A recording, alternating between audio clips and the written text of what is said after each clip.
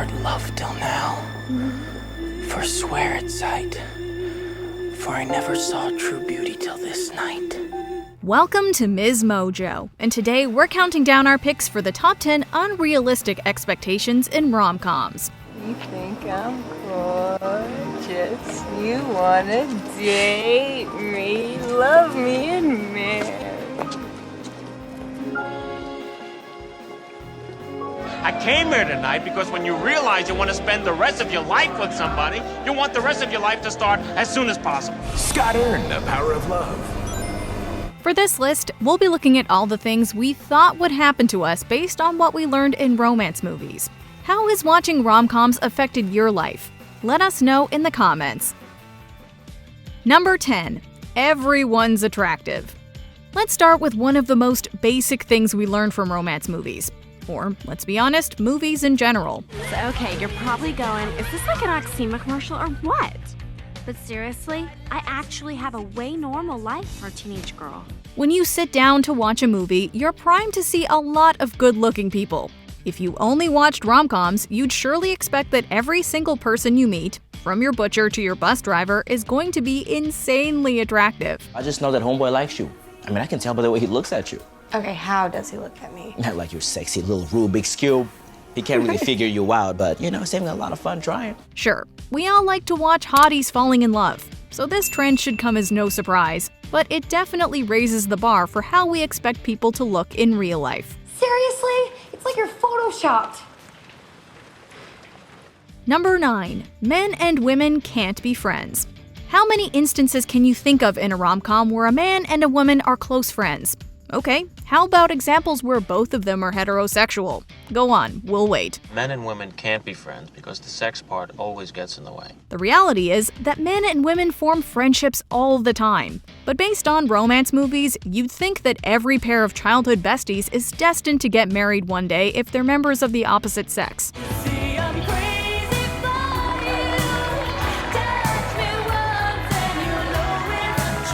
When Harry Met Sally, released in 1989, tackled this question directly in the film script, and came to the conclusion that, nope, all friends hook up at some point and eventually fall in love. 3 months later, we got married.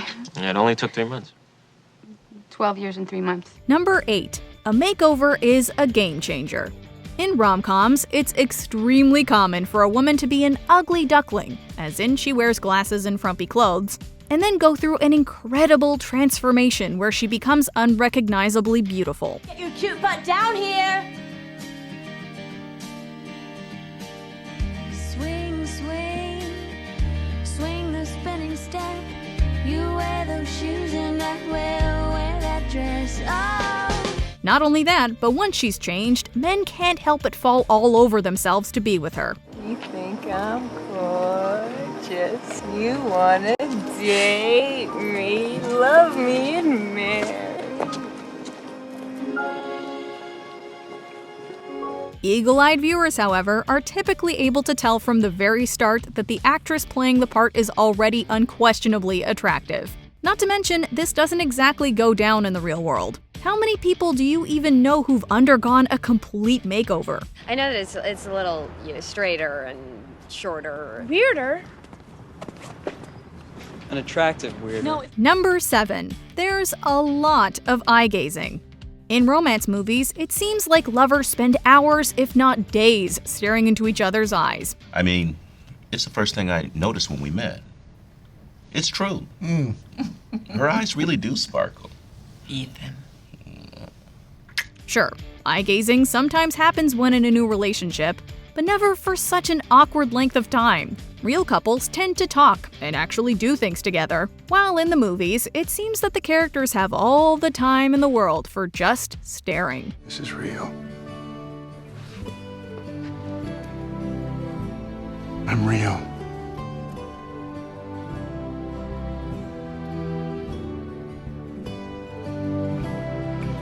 Sometimes, these held gazes happen when potential love interests have their meet-cutes, like in The Wedding Planner. This trope is also popular in Disney movies, such as Enchanted.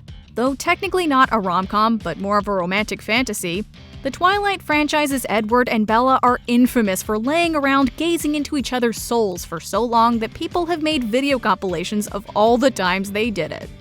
Number 6. Strangers can fall in love at first sight. Did my heart love till now?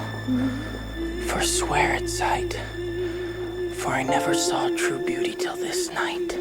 We get that there's something universally appealing about the magical concept of falling in love at first sight, but this kind of instant connection is portrayed so often in movies that it gives people an unrealistic idea of how healthy relationships actually unfold. Tom meets Summer on January 8th. He knows almost immediately she's who he's been searching for. The not-so-subtle subtext when two characters meet and have an instant spark is that they actually just find each other attractive. Since we all know that basing a relationship on looks alone isn't exactly advisable, it would be great if there were fewer instances of this depicted on screen. Destiny is something we've invented because we can't stand the fact that everything that happens is accidental. Number 5. Girls always pick the nice guy.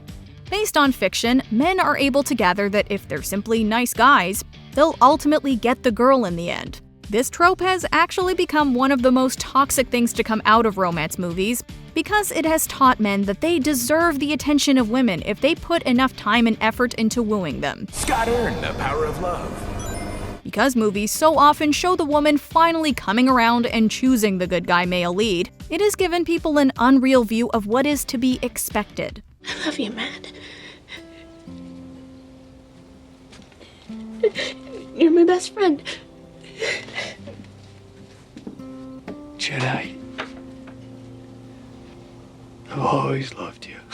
Movies like 500 Days of Summer have inverted this trope in order to show that wanting someone a lot doesn't always mean you'll get them. She ever take advantage of you in any way? No.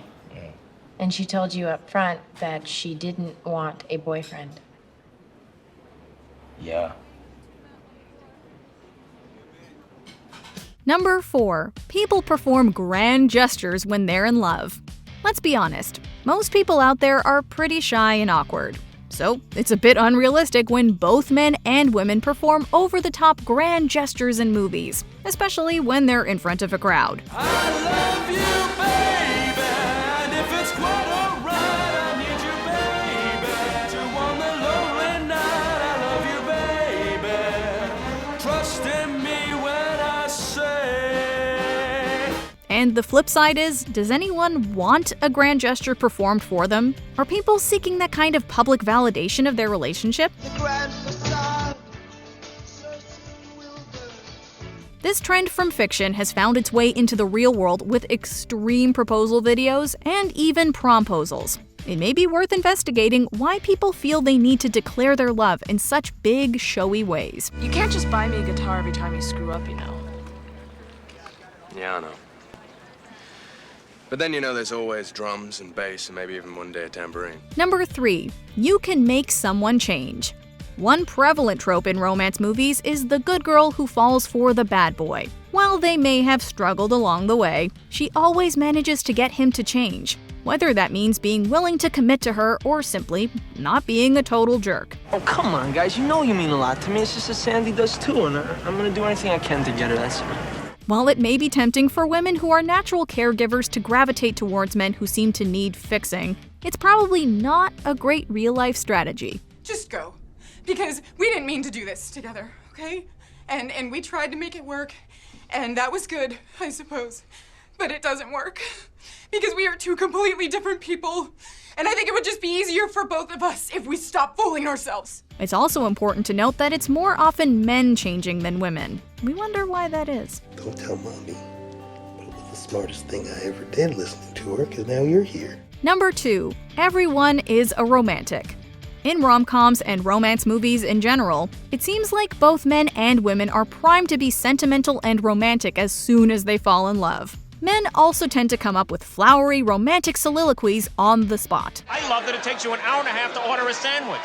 I love that you get a little crinkle above your nose when you're looking at me like I'm nuts. I love that after I spend a day with you, I can still smell your perfume on my clothes. And I love that you are the last person I want to talk to before I go to sleep at night. In the real world, however, people aren't quite as eloquent. And while they may throw a compliment or two your way, You probably shouldn't expect frequent speeches about your beauty, kindness, and other positive attributes. I don't like those lines there. Is it all right if I just say what I always do? I love you, I love you. Sure, some people are truly romantic in real life, but they're few and far between. What I'm trying to say, very inarticulately, is that, in fact, perhaps despite appearances, I like you very much. Apart from the smoking and the drinking and the vulgar mother and the verbal No, diarrhea. I like you very much. Before we continue, be sure to subscribe to our channel and ring the bell to get notified about our latest videos. You have the option to be notified for occasional videos or all of them. If you're on your phone, make sure you go into your settings and switch on notifications. Number 1. Being a creep is romantic. How did you get in here? The window? Do you do that a lot? Just the past couple of months. I like watching you sleep. This trope is one of the most problematic things to come out of the romance genre. In movies, it's seen as totally normal to follow someone or watch them from afar while silently pining after them. It's also seen as perfectly acceptable, if not straight up romantic, to persistently ask someone out even after they have said no multiple times. Okay, fine. I'll go out with you. Well, don't do me any favors. No, I want to. You want it. Yes! You want it. Say it. I want to go out with you. Say it again. I want to go out with you. All right, we'll go out. The fact that these troubling behaviors are so often rewarded in film gives viewers the wrong impression about what is and isn't okay when it comes to romantic relationships, and results in poor real-world behavior. Well, we've never actually spoken, but I know someday we will. I know it. I just know it, and I know that someday I will find a way to introduce myself, and that's gonna be perfect. Just like my prince. Do you agree with our picks? Check out this other recent clip from MsMojo. And be sure to subscribe and ring the bell to be notified about our latest videos.